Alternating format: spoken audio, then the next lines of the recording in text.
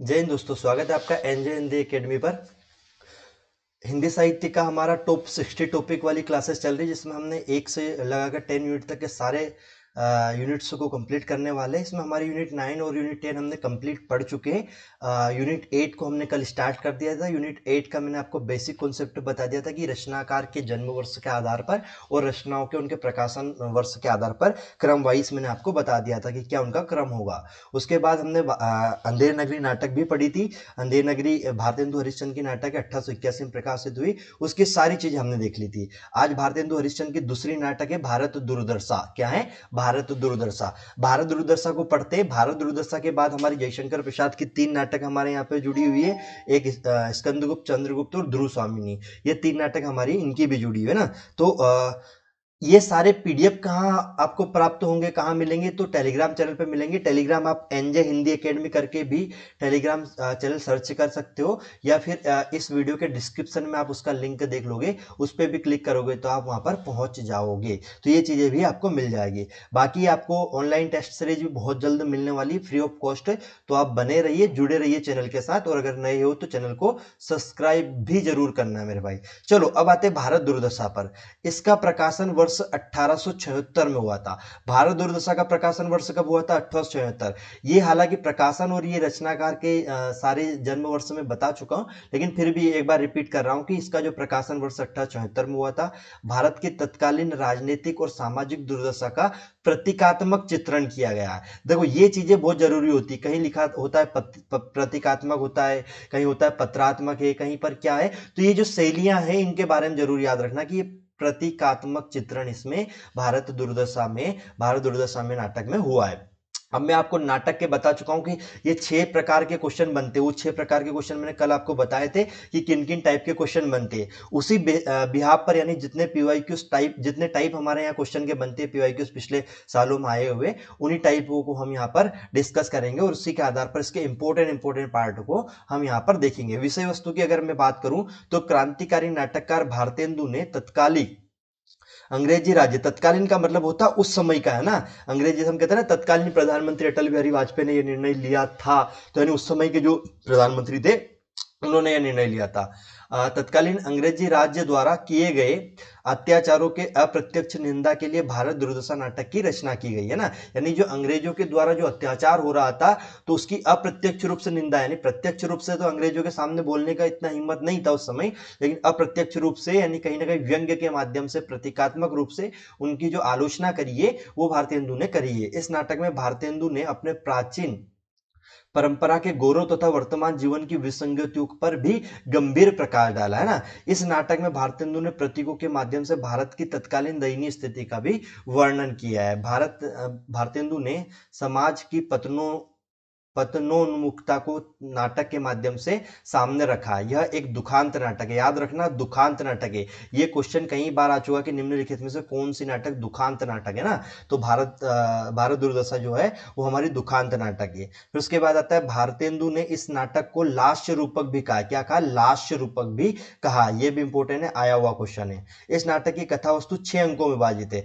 अंधेर नगरी भी 6 अंकों में विभाजित है, और हमारी भारत दुर्दशा भी कितने अंक में? 6 अंक में। मैं फिर रिपीट करूंगा, हर नाटक में कोई ना कोई अंक आएगा, है ना, कि ये 5 अंक में है, ये 4 अंक में है, ये 3 में है, ये 6 में है। इस तरीके से आपको ये आएंगे, और इन अंकों में भी दृश्य आएंगे अभी आने वाली नाटकों में। तो ये चीजें एकदम घोट लेना, अपने दिमाग में अच्छे से बिठा लेना कि कोई सी नाटक कितने अंक में विभाजित है, और उसके बाद वो कितने अंकों के बाद उन अंकों में भी कितने दृश्य है, अगर है तो, और अगर नहीं है तो कोई बात नहीं। या फिर उन अंकों के अगर कोई नाम दिए तो वो हमें याद रखना। जैसा भी मैंने अंधेर नगरी नाटक में आपको उन अंकों के टोटल नाम बताए थे कि जंगल, अरण्य, राजसभा, शमशान, जो भी ये ब्रा प्रांत हमारे, जो मैंने आपको बताए थे 6 के 6 नाम, उसी प्रकार से उनको क्रम वाइज याद रखना है। सारी रचनाओं में ये करना, क्योंकि ये इस टाइप का एक क्वेश्चन, 2 क्वेश्चन आपके यहाँ पर बिल्कुल 100% नाटकों से देखने को मिलेगा। ये मेरा वादा है आप लोगों को, है ना। और मैं फिर कह रहा हूं, जो सीरीज में आप लोगों के लिए चला रहा हूं टॉप 60 टॉपिक की, इसमें से 80 क्वेश्चन की गारंटी मेरी है। 80 क्वेश्चन आप मेरे पूरे जो 60 क्लासेस जब हो जाएगी, टॉप 60 टॉपिक पूरे कंप्लीट हो जाएंगे, उसमें से 80 क्वेश्चन आप यहां से as it is copy paste देख लोगे। ये मेरा वादा है ना। ये मैं ऐसे नहीं कह रहा हूं, मैंने कई एग्जामों में पढ़ाया हुआ और वहां से सीधे मेरे नोट्स से 80 80 क्वेश्चन आए हुए, इसलिए ये वादा मैं आप लोगों से कर रहा हूं मेरे भाई, ठीक है। मुख्य पात्र की अगर हम बात करें तो भारत की अगर बात करें, देखो भारत इसमें मुख्य पात्र है, तो नाटक में भारत नायक के रूप में है, वह नाटक के दूसरे अंक में आता है।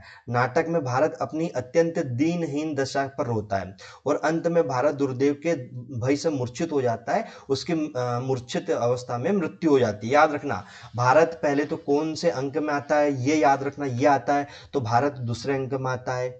फिर उसके बाद ये इसको कौन मूर्छित कर देता है, तो भारत दुर्देव भारत को मूर्छित कर देता है और इससे इसकी क्या हो जाती है, मृत्यु हो जाती है। भारत दुर्देव यह नाटक में खलनायक के रूप में कार्य है। खलनायक कौन है इस नाटक का, भारत दुर्देव है ना, यह एक शक्तिशाली चरित्र है। यह नाटक के तीसरे अंक में आता। मैं फिर बोल रहा हूं, अगर मैं ये कह रहा हूं कि ये किस अंक में आता नाटक के, तो इसको एकदम घोट लेना, रट लेना, ये चीजें आएगी मेरे भाई, है ना। तो ये नाटक के कौन सा अंक में आता, तीसरे अंक में। भारत भाग्य की अगर मैं बात करूं तो भारत भाग्य भारत का एक सहयोगी चरित्र है। वो भारत के ततीत का गौरव गान करता है तथा उसे बार बार जगाने की चेष्टा करता है, पर वह सफल नहीं हो पाता। अंत में वह आत्महत्या कर लेता है। कौन करता है, भारत भाग्य करता है ना। याद रखना, ये अतीत गौरव गान करता है भारत का, है ना। भारत का अतीत गौरव गान कौन करता है, भारत भाग्य करता है। ठीक है, ये चीजें याद रखना है। इसके गौण पात्र देख लो, देखो एक तो भारत, भारत दुर्देव और भारत भाग्य, ये तीन पार्ट इंपोर्टेंट है। ये किस पात्र किस अंक में आया ये भी इंपोर्टेंट है। भारत दूसरे अंक में आया ये इंपोर्टेंट है। भारत दुर्देव हमारा तीसरे अंक में आया ये इंपोर्टेंट है। जो जिस अंक में आया है वो हमें याद रखना है। ये चीजें हमारे लिए बहुत इंपॉर्टेंट हो जाती है ना। इन चीजों पर बड़ा फोकस करना है। गौण पात्र की बात करूं तो मैं निर्लजता, डिसलॉयल्टी, सत्यनाथ फौजदार, रोग, महर्द, कर, मद, आलस, अंधकार। मैं फिर बोल रहा हूं, निर्लजता, डिसलाइबिलिटी, सत्यनाथ फौजदार, रोग, महर्द, कर, मध्य, आलस्य, अंधकार, अपुवई, अदालत, फैशन और सिफारिश, ये सारे नाम क्रम वाइज आते हैं, याद रखना है मेरे भाई। निर्लजता आता है, डिसलाइबिलिटी आती है, सत्यनाथ फौजदार आता है, फिर आता है रोग, महर्द, कर, मदय, आलस्य और अंधकार, एक साथ आते हैं। अपुवई, अदालत, फैशन और सिफारिश इसमें नाम आता है, यानी पात्र आते हैं। ये सब पात्र के नाम है ना। फूट, हाड़, लोभ, भय, अपेक्षा, स्वार्थपरता, पक्षपात, हट, शोक, आश्रय भजन और निर्बलता, है ना, ये सब आते हैं। फिर लास्ट में आता है बंगाली महाराष्ट्री एडिटर और दो देसी महानुभाव। ये बड़ी फेमस लाइन है, कई बार पीवाईक्यू उसमें पूछी गई है ना। बंगाली महाराष्ट्री एडिटर, देसी महानुभाव, ये हमसे कई बार एग्जामों में पूछी गई है, तो इसका बारे में विशेष ध्यान रखना है ना। अब इसकी कुछ विशेषता है वो देख लेते हैं, इसकी कथा का सार पूरा देखते और फिर मैं आपको बताऊंगा कि इसकी कौन कौन सी पंक्तियां हैं जो हमें याद रखनी ही चाहिए, है ना। तो विषय में हम देखते हैं, यह वस्तुतः एक नाटक रासक है। क्या है, नाट्य रासक है। नाट्य रासक है। भारत दुर्दशा गद्य तो खड़ी में है, लेकिन पद्य ब्रजभाषा में, यानी भारत दुर्दशा में जो गद्य पार्ट है, यानी कि जो कविताएं के रूप में नहीं गाया गया है, जो गाने वाली पंक्तियां नहीं है, वो गद्य जो है वो खड़ी बोली में लिखा गया। लेकिन जो एक तरीके से पद्य का जो इसका पार्ट लिखा गया है वो मेरे भाई इसमें ब्रज भाषा में लिखा गया है। किस भाषा में लिखा गया, ब्रज भाषा में इसको लिखा गया है ना, ये याद रखना है। भारत दुर्दशा हिंदी का संभवतः पहला ऐसा नाटक है जो राजनीति विषय वस्तु पर आधारित है। किस पर आधारित है, राजनीति विषय वस्तु पर आधारित है। हिंदी का पहला ऐसा नाटक है, ये भी याद रखना है ना, हिंदी का पहला ऐसा नाटक है जो राजनीति विषय वस्तु पर आधारित है ये। उसके बाद आता है नवजागरण के दौर में भारतेंदु की इस नाट्य कृति में एक मशाल की भूमिका निभाई, है ना। भारतेंदु नाटक में भारत का धन विदेश जाने पर लिखते, अंग्रेज सुख साज सजे सब भारी, पे धन विदेश चली ही अति व्यारी, है ना। अब ये पंक्ति अगर आ जाए तो आपसे पूछ ले जाएगी किस रचना की है, तो आप बता पाओगे कि भारत दुर्दशा की ये पंक्ति है ना। अंग्रेज राज सुख साज सजे सब भारी, पे धन विदेश चली जाए अति ख्वारी, है ना, ये याद रखना। कथासार क्या है हमारा, कथासार है पहला अंक कथासार में आता है, एक योगी आकर लावनी गीत गाता है। एक योगी आकर क्या करता है, लावनी गीत गाता है, पहले अंक में। 6 अंक है, मैंने आपको बताया कितने अंक है इसमें, 6 अंक है। 6 अंक में पहला अंक कौन सा है इसमें हमारा, पहला अंक है एक, उसमें क्या करता है, एक योगी आता है और आकर लावनी गीत गाता है। अब इसका थोड़ा बहुत कंफ्यूजन आपको हो रहा है कि सर अंधेर नगरी में भी तो आता है। अंग्रेज नदी में भाई मेरे भाई एक योगी के साथ 2 शिष्य भी उसके आते हैं, यानी टोटल 3 व्यक्ति पहले अंक में आते हैं ब्रह प्रांत में। यहाँ पर पहले अंक में एक योगी आता है और लावनी गीत गाता है। इस गीत में भारत के प्राचीन गौरव और वर्तमान दुर्वस्था पर प्रकाश डालता है। दूसरे अंक में एक तरीके से कथा सार है पूरा कि भाई भारत दुर्दशा की जो नाटक है वो क्या है। पहले मैं कथा सार आपको समझा रहा हूँ, फिर इसके इंपॉर्टेंट जो पंक्तियां इससे आई है वो बताता हूँ। दूसरे अंक, इस अंक में भारत स्वयं आकर क्रंदन करता है। जिस देश के, अभी मैंने ऊपर भी बताया कि भारत दूसरे अंक में आता है ना, जिस देश के लोग अपनी मातृभूमि को स्वग्र न दुधियामी बिना युद्धेन केशव द्वारा सुरक्षा प्रदान करते थे, वहीं के लोग आज क्या कर रहे हैं।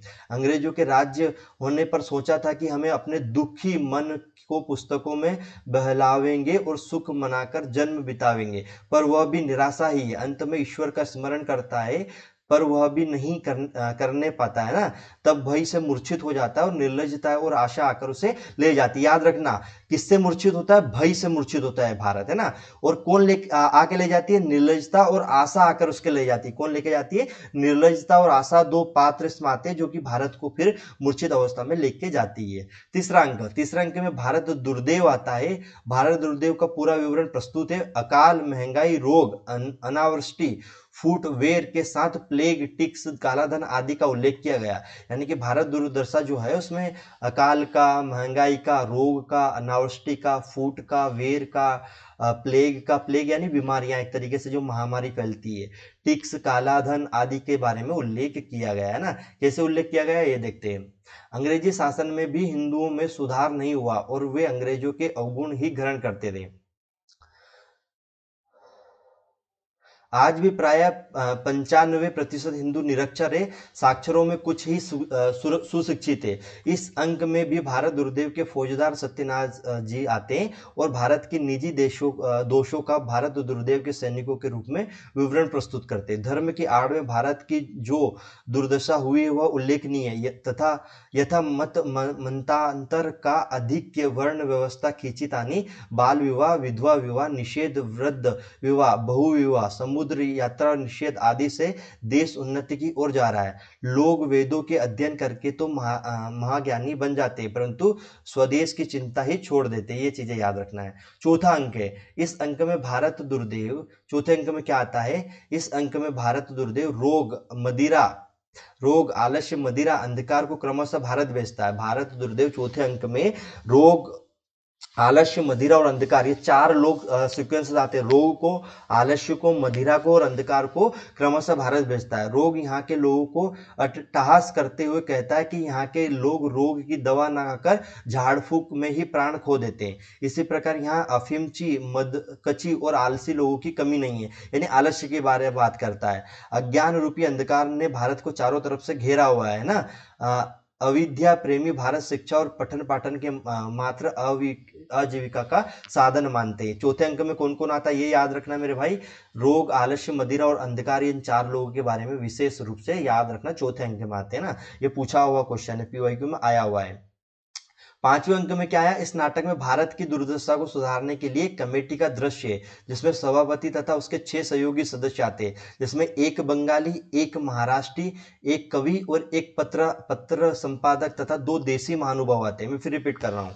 पांचवें अंक में कौन आता है, भारत की दुर्दशा को सुधारने के लिए एक सभापति और उसके साथ 6 सहयोगी सदस्य बनाए जाते हैं। उसमें एक बंगाली आता है, एक महाराष्ट्री, एक कवि, एक पत्र संपादक तथा 2 देसी महानुभाव आते हैं। बंगाली सदस्य हजते बंगाल वाली प्रसिद्ध कहावत को चरितार्थ करते हैं। कवि नायिका बनकर अंग्रेजों को स्वयं की रक्षा करना चाहते हैं, जो अनौचित्यपूर्ण है। संपादक आर्टिकलबाजी के प्रशंसा में लगे। महाराष्ट्री सज्जन स्वदेशी वस्त्र पहनना और सार्वजनिक संस्थाएं स्थापित करना चाहते थे। देसी सभ्य जन कुछ कह नहीं पाते, बस चापलूसी को ही ध्येय मानते, और अंत में डिसलायबिलिटी पुलिस आकर सभी को पकड़ ले जाती है ना। ये सारी चीजें आती है। डिसलायबिलिटी पुलिस, यानी पुलिस को यहाँ पर डिसलायबिलिटी के रूप में बताया गया है, ठीक है।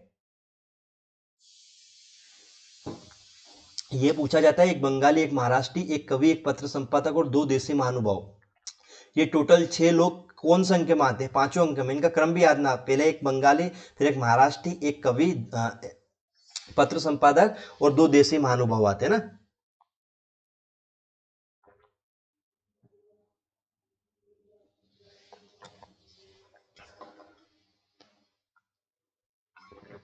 ये हमारा भारत दुर्देवपुरी पंक्ति पूरी रचना है। इस रचना में मैं आपको बता दूं कि ये जो ऊपर की जो एक इंपॉर्टेंट लाइन है, ये जरूर याद रखना है ना। ये लाइन बहुत आती है, कौन सी वाली लाइन जो मैंने आपको अभी बताई थी यहाँ पर, अंग्रेज राज सुख साज सजे सब भारी, पे धन विदेश चली जाए अचरत भारी, है ना। ये चीजें बहुत पूछी जाती है, ये चीजें आती है, ये चीजें आपको याद रखना है। इसमें मैं एक फैक्ट और बता देता हूं आपको कि क्या क्या याद रखना है, और है ना।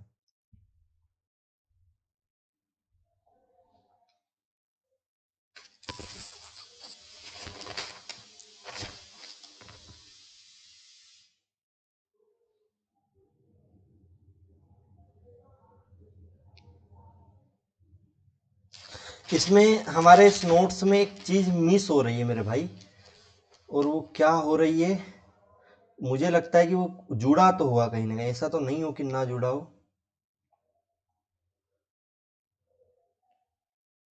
चलो मैं देखता हूँ, कभी नीचे की तरफ टाइप कर वाले ने पैच ऐड कर दिया हो तो।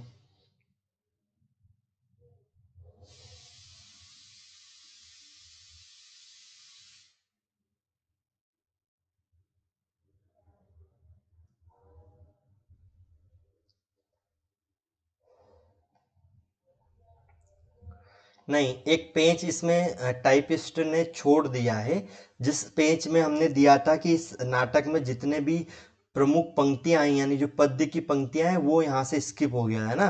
ये कहीं ना कहीं यहाँ से स्किप है, यानी वो उसने ऐड नहीं किया है, तो उस वाले पॉइंट को यहाँ स्किप हो गया है। मैं आप लोगों से माफी चाहता हूँ, लेकिन मैं आप लोगों को ये पेड इसमें ऐड करके ही आपको टेलीग्राम पे सेंड करूंगा, है ना। उसमें प्रमुख किया था, पहले इसमें कुछ चीजें और समझ लो कि जो चीजें दूसरे पेज पे जुड़ी थी वो यहाँ नहीं जुड़ी है, तो मैं अभी आपको बता देता हूँ, लेकिन वो पेज आपको मैं ऐड करके दे दूंगा। पहले अंक जो है, पहला अंक जो है, पहले अंक का नाम यहाँ पर बीथी थे, क्या है, बीथी। पहले अंक का नाम जो है बीथी है, पहले अंक का क्या नाम है, बीथी है। दूसरे अंक का नाम यहाँ पर शमशान है, क्या है, शमशान।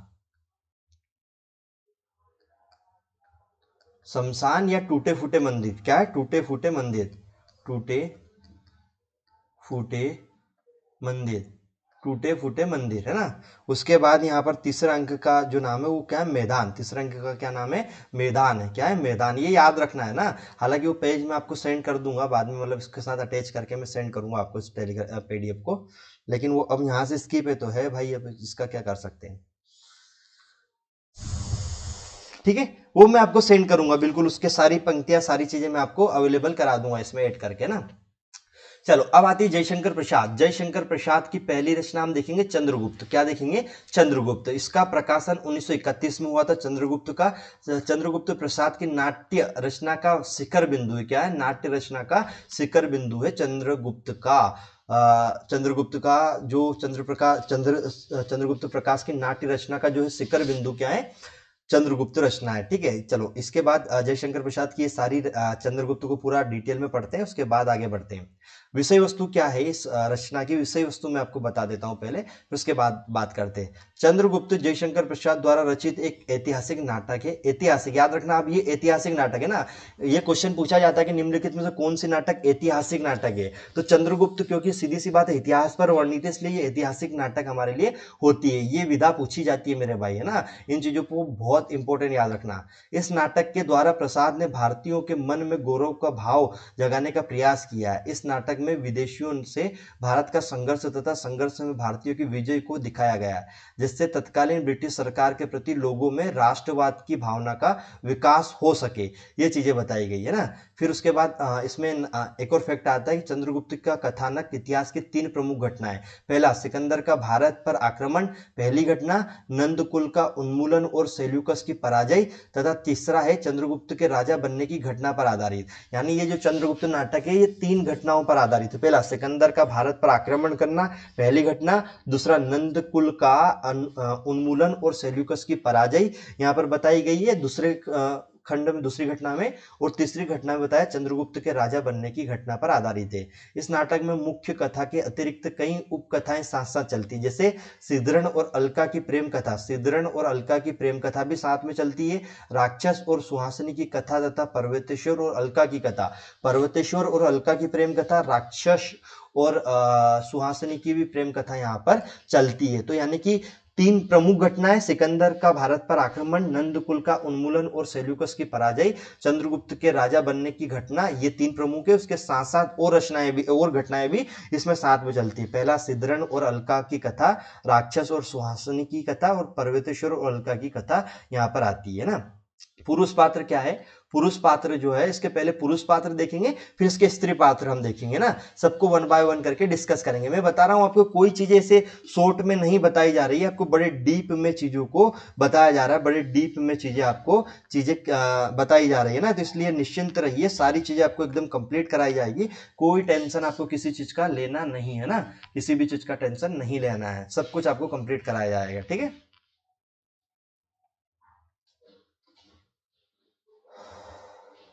चलो, चंद्रगुप्त आता है। चंद्रगुप्त नाटक में धीरोदात्त नायक है, जिसमें साहस, आत्मविश्वास और निर्भीकता आदि गुण है। अंत में वो मगध ही नहीं, संपूर्ण भारतवर्ष का सम्राट बनता है। तो चंद्रगुप्त भाई इसमें धीरोदात्त नाटक है, और भारत का नहीं, पूरे संपूर्ण भारतवर्ष का जो है वो क्या बनता है? सम्राट बनता है। चाणक्य मुख्य पात्र के रूप में नाटक में आते हैं। इसमें दुर्दशा, सतर्कता और गंभीरता आदि गुण है। नाटक में तत्कालीन समाज में व्याप्त ब्राह्मणत्व को प्रदर्शित करता है, और वैदिक अनुयायी था, है ना।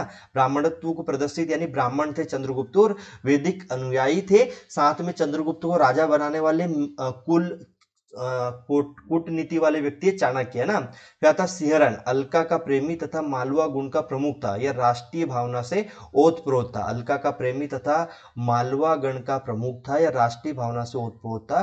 कौन? सिंहरण, है ना। फिर आता पर्वतेश्वर, पंजाब का राजा है। पर्वतेश्वर कौन था? पंजाब का राजा, जो अकेले सिकंदर से युद्ध करता था और पोरस नाम से जाना जाता था, है ना। याद रखना, पर्वतेश्वर पंजाब का राजा, ये पूछा जा सकता है, और सिकंदर से अकेले युद्ध किया था इसने। सिंहरण कौन है? अलका का प्रेमी है, मालवा गण का प्रमुख है। क्या है? मालवा राज्य जो था उसका प्रमुख था गण, है ना। ये चीजें याद रखना। नंद मगध सम्राट कल्याणी का पिता, भोगी विलासी और शासक था, है ना। भोगी विलासी था नंद। राक्षस मगध का अमात्य है। राक्षस कौन है? मगध का अमात्य है। वरुचि, जैसे कात्यायन भी कहते हैं। अच्छा, इस क्वेश्चन में आप कंफ्यूज हो सकते हो कि कभी कात्यायन दे दिया तो आप ये बता ही नहीं पा रहे हो कि ये मगध का अमात्य है, या फिर वरुचि दे दिया तो आप बता ही नहीं पा रहे हो कि ये चंद्रगुप्त नाटक का पात्र है। इसलिए याद रखना, वरुचि या कात्यायन दोनों में से कोई भी नाम आए, आपको बताना मगध का अमात्य है और हमारे चंद्रगुप्त नाटक का पात्र है ना। ये चीजें याद रखना है। फिर आता है सक्टार, मगध का मंत्री है। आम्बिक तक्षशिला का राजकुमार। सिकंदर ग्रीक विजेता है। फिलिप्स सिकंदर का छत्रप है। सिकंदर का क्या है? छत्रप। मौर्य सेनापति कौन है? चंद्रगुप्त का पिता। मौर्य सेनापति चंद्रगुप्त का पिता है। एनिसाक्रिटिस सिकंदर का सहचर है। देवबल, नागदत्त और गण मुख्य मालव गणतंत्र के पदाधिकारी है। मैं फिर बोल रहा हूं, देवबल, नागदत्त और गण मुख्य जो है मालव गणतंत्र के पदाधिकारी है। साइबरटियस और मेगस्थनीज जो है वो यवन दूत है। साइबरटियस आपने सुना होगा, साइबरटियस और मेगस्थनीज के बारे में तो बहुत सुना होगा कि ये यवन दूत थे, यवन के दूत थे, और इन्होंने कई रचनाएं यहाँ पर फिर अनुवाद किए। गांधार नरेश आम्बिक का पिता है। सेल्यूकस सिकंदर का सेनापति है। सिकंदर का सेनापति कौन है? सेल्यूकस। दांडा दांडियायन एक तपस्वी व्यक्ति है ना। तो ये होते पुरुष पात्र प्रमुख, है ना। उसके बाद आते स्त्री पात्र। कौन आते? स्त्री पात्र। इसके बाद कौन आते? हमारे स्त्री पात्र आते, ठीक है।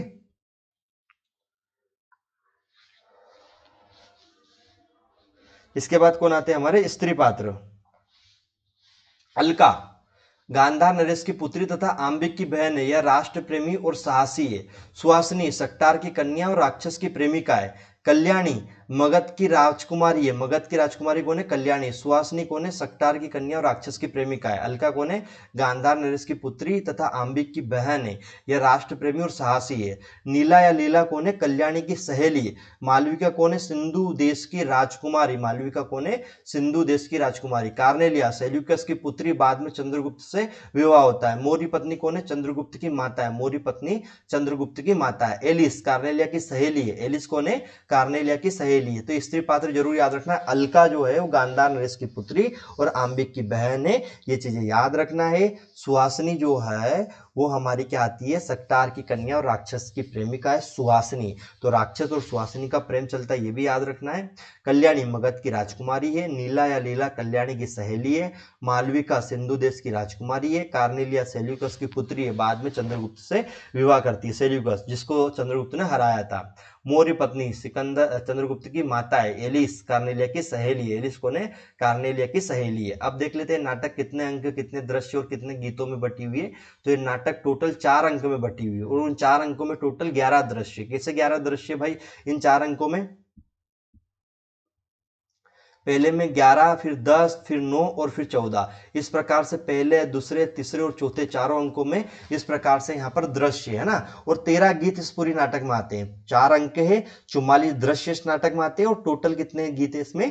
13 गीत इस नाटक में आते हैं। ठीक है,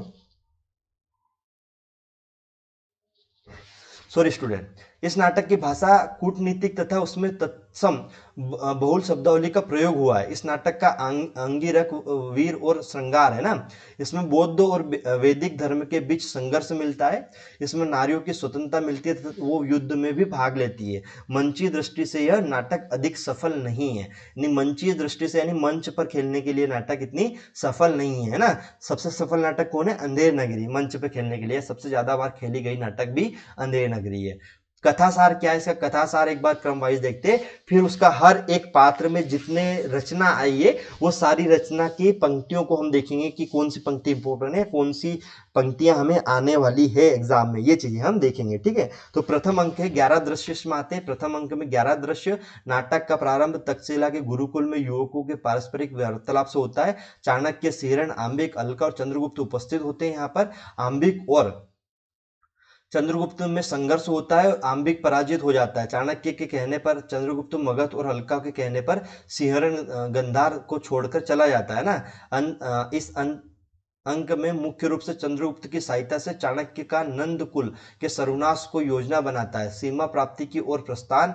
प्रतिपक्षी आंबिक का सिंधु तट पर विरोध। दंडायन के आश्रम में दोनों पक्षों के लोगों का एकमात्र होना। दंडायन की प्रशंसा से चंद्रगुप्त की प्रशंसा तथा मगध से लेकर गांधार तक की राजनीति स्थिति को की प्रतिष्ठा के साथ कथा का वर्णन किया गया है ना। ये चीजें बताए। दूसरे अंक में कितने दृश्य है? 10 दृश्य। दूसरे अंक में 10 दृश्य है, ये हमें याद रखना है ना। तो इसमें भी पूरी कहानी बताई गई है। तीसरे अंक में 9 दृश्य, इसमें भी कहानी बताई गई है। और चौथे अंक में भी कितने? 14 दृश्य, इसमें भी पूरी कहानी बताई गई है। तो ये कहानी तुम्हें पढ़ना है, ये कहानी बस पढ़ लेना। मैं आपको बता रहा हूँ कि कौन से अंक से कौन सी पंक्तियां आ रही है और वो पंक्तियां हमारे लिए कितनी इंपॉर्टेंट है ना, और वो किसने कही थी, वो प्रमुख उद्धरण किसका था, ये याद रखना। तो तुम कनक किरण के अंतराल में लुक छिपकर चलते हो क्यों, ये सुहासिनी ने पहले अंक में कहा था। पहले अंक में 11 दृश्य आपको याद है। 11 में से पहली पंक्ति आती है कि तुम कनक किरण के अंतराल में लुक छिपकर चलती हो क्या, ये सुहासिनी की पंक्ति है पहले अंक में। दूसरे अंक दूसरा है त्याग की क्षमा तप का विद्या तेज व सम्मान के लिए, ये चाणक्य की पंक्ति। त्याग और क्षमा तप व विद्या तेज व सम्मान के लिए चाणक्य की पंक्ति है। अतीत सुखों के लिए सोच क्यों, अनागत भविष्य का भय क्यों, यह आई हुई पंक्ति है जिन पर मैं स्टार लगा रहा हूं है ना। यह सिहरन की पंक्ति है, प्रथम अंक में आई है। मैं मगध का उद्धार चाहता हूं पर यौवन लुटेरों की सहायता से नहीं, ये चंद्रगुप्त कहता है प्रथम अंक में, ये आया हुआ क्वेश्चन है। मैं लेखक नहीं हूं, कात्यायन शास्त्र प्रणेता हूं, व्यवस्थापक हूं, ये चाणक्य कहता है ना। मेरा देश है, मेरा पहाड़ और मेरी नदियां, ये अलका की पंक्ति है, याद रखना पहले अंक में। विजय तृष्णा का अंत प्रारंभ में होता है। अलछेंद्र राज सत्ता सुव्यवस्था से बड़े और बढ़ जा सकती है, केवल विजय से नहीं, ये दंडायन की पंक्ति है, याद रखना। फिर द्वितीय अंक, अरुण यह मधुमय देश हमारा, जहां पहुंच अनजान क्षितिज को मिलता एक सहारा, ये कार्नेलिया की पंक्ति है द्वितीय अंक में। द्वितीय अंक में एक ही पंक्ति याद रखना, कार्नेलिया की, और पंक्ति है अरुण यह मधुमय देश हमारा, जहां पहुंच अनजान क्षितिज को मिलता एक सहारा। तृतीय अंक आता है, तृतीय अंक की पहली पंक्ति है, यह स्वप्नों का देश, यह त्याग व ज्ञान का पालना, अन्य देश मनुष्य की जन्मभूमि है, यह मनुष्यता की जन्मभूमि है। अन्य देश मनुष्यों की जन्मभूमि है, यह मनुष्यता की जन्मभूमि है ना। ये किसने कहा था? कार्नेलिया ने चंद्रगुप्त से कहा था, तृतीय अंक में कहा था। ये भी याद रखना, ये भी पूछा जा सकता है किस अंक की ये पंक्ति है, तो तृतीय अंक की पंक्ति है ना। ये चीजें तो याद करना पड़ेगा। अगर कोई कह रहा है कि सर इतना डीप क्यों जा रहे हो, तो मेरे भाई जाना तो पड़ेगा है ना, चीजें तो बतानी तो पड़ेगी। वो एक रील आ रही ना कि पूछना तो पड़ेगा, कहते ना कि 10 रुपए वाला बिस्कुट कितने का है जी, तो कहता क्या पूछ रहा है, तो बोले पूछना तो पड़ेगा जी। तो इसी तरीके से मैं कहूंगा कि याद तो करना पड़ेगा जी, है ना, इस तरीके से। चलो अगली पंक्ति है, समझदारी आने पर यौवन चला जाता है, मैं अविश्वास कूट चक्र और छलनाओं का कंकाल है, ये चाणक्य कहता है, ठीक है, याद रखना। चतुर्थ अंक हमारा आता है, इसमें पहला है पतन और कहां तक हो सकता है, ले लो मौर्य चंद्रगुप्त अपना अधिकार छीन लो, चाणक्य कहता है ना, चाणक्य की पंक्ति है। कौन कहता है? चाणक्य। चाणक्य ले लो, चाणक्य कहता है चंद्रगुप्त से, चाणक्य किससे कहता है? चंद्रगुप्त से कहता है। क्या आया पंक्ति में? पतन और कहां तक हो सकता है, ले लो मौर्य चंद्रगुप्त अपना अधिकार छीन लो, ये चाणक्य चंद्रगुप्त से कहता है चौथे अंक में, जब उसको राजा बनाया गया था। फिर आता है, हिमाद्री तुंग श्रृंग से प्रबुद्ध शुद्ध भारती, स्वयं प्रभा समुज्वला स्वतंत्र पुकारती, ये अलका की पंक्ति है चतुर्थ अंक में। यदि प्रेम ही जीवन का सत्य तो है तो संसार ज्वालामुखी, ये कार्नेलिया की पंक्ति है चतुर्थ अंक में। मैं क्रूर हूं केवल वर्तमान के लिए, भविष्य के सुख व शांति के लिए, ये चाणक्य की पंक्ति है चतुर्थ उसमें ना। यह युद्ध ग्रीक और भारतीयों का नहीं है, अरस्तु और चाणक्य की चोट है, कार्नेलिया ने कहा था चतुर्थ अंक में। युद्ध देखना चाहो तो मेरा हृदय फाड़कर देखो मालविका, ये चंद्रगुप्त की पंक्ति है। युद्ध देखना चाहो तो मेरा हृदय फाड़कर देखो मालविका, ये चंद्रगुप्त की पंक्ति है चतुर्थ अंक में। तो ये टोटल पंक्तियां खत्म होती है मेरे भाई। मैं फिर कह रहा हूं, अगर चंद्रगुप्त से सबसे ज्यादा इंपॉर्टेंट है तो उसके पात्र और उसकी ये पंक्तियां कौन से अंक में आई और किसने कही। यहां से क्वेश्चन ये मान के चलो 2 क्वेश्चन फिक्स है इस रचना से ना, आना ही आना, इस बार इसका नंबर है और 100% इससे क्वेश्चन आएगा, ठीक है। तो ये चीजें आपको याद रखना है। ये हमारा चंद्रगुप्त खत्म होता है। जयशंकर प्रसाद की 2 और नाटक बची हमारे यहाँ, स्कंदगुप्त और ध्रुव स्वामिनी। उसके बाद हम सिंदूर की होली आगे पढ़ेंगे, यानी आगे धीरे धीरे हम आगरा बाजार या सिंदूर की होली या अंधा युग जो भी हम आएगा तो उसको खत्म करते हुए जाएंगे, ठीक है। तो धीरे धीरे हम सारी चीजें खत्म करेंगे। अगर आप यहाँ तक जुड़े हो तो एनजे हिंदी एकेडमी के यूट्यूब चैनल और एनजे हिंदी एकेडमी का हमारा टेलीग्राम चैनल जरूर ज्वाइन करें या सब्सक्राइब करें, ठीक है। ये चीजें आपको करना है। टेलीग्राम की लिंक वीडियो के डिस्क्रिप्शन में मिल जाएगी। अगर यहाँ तक क्लास देखी है और आपको क्लास पसंद आई तो प्लीज चैनल को सब्सक्राइब, वीडियो को लाइक और कमेंट बॉक्स में कमेंट जरूर करना मेरे भाइयों, ठीक है। चलो बाय बाय, टेक केयर, मिलते हैं कल अपने टाइम पे अगली क्लास के साथ। गुड